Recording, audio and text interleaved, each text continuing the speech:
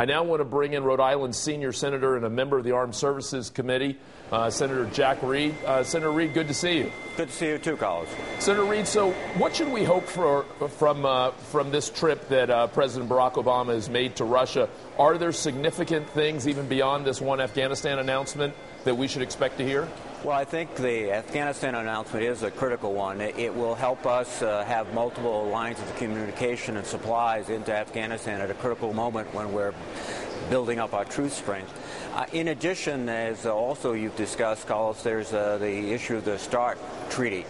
They've figured on numbers of reductions. That is, I think, a significant issue, not only in terms of Russia and the United States, but also in terms of giving us additional leverage as we seek to dissuade the North Koreans and the Iranians from future development of nuclear weapons. Senator Reed, how big a cut do you think actually could take place in the stockpile? Again, that 1991 START treaty was scheduled to elapse in December, and some had been concerned that we weren't going to get something formally in place before then. If we do get something in place, how significant a reduction in the nuclear stockpile do you think we could see?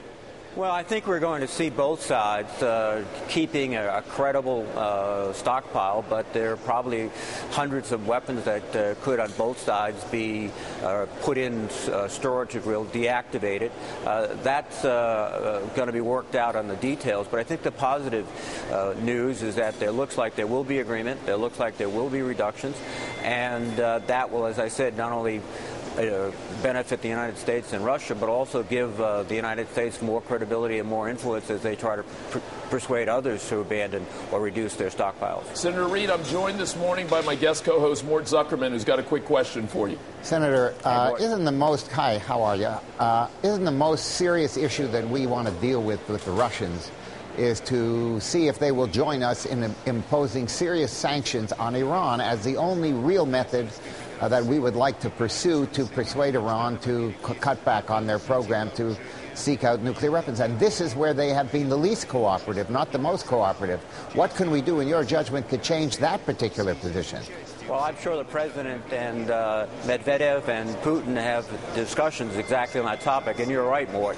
Iran is one of the critical issues we have to face, and Russian cooperation would be extremely helpful. But I think it's a good sign that the President has been able to get this agreement with respect to Afghanistan, talk about a START treaty, and essentially, as Vice President Biden said a few months ago, try to reset the relationship, get back into a productive relationship. Ultimately, the President has to be able to convince the Russians that it's in their self-interest, that I think he can, to help us with Iran. Iran's much closer to Russia.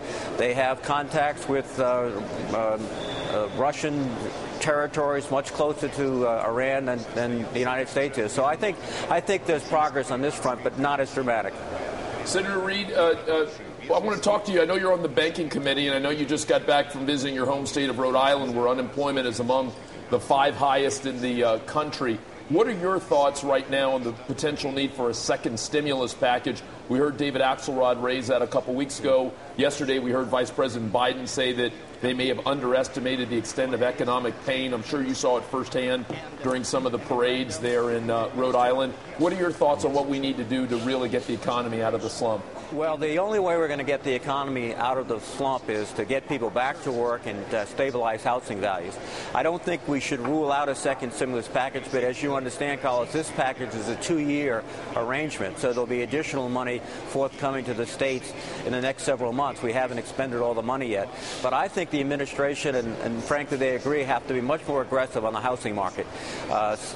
Step in, avoid foreclosures, stabilize prices, because in many parts of the country, that's what's bringing the local economies down, and it's not providing the kind of power to bring it back again. So I think more aggressive action on housing would be very helpful.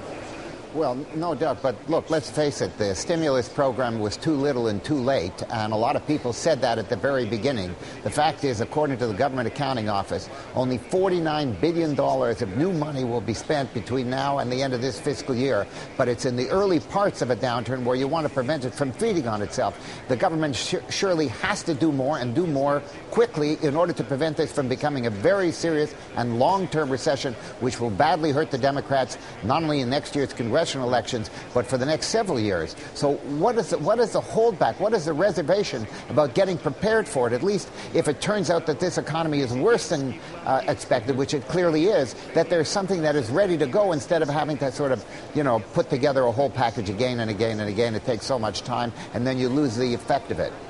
Well, Mort, as you know, we had a very difficult time getting the first package through. We had virtually no cooperation except for 2 Republican senators. So that was one of the stumbling blocks of getting that package through.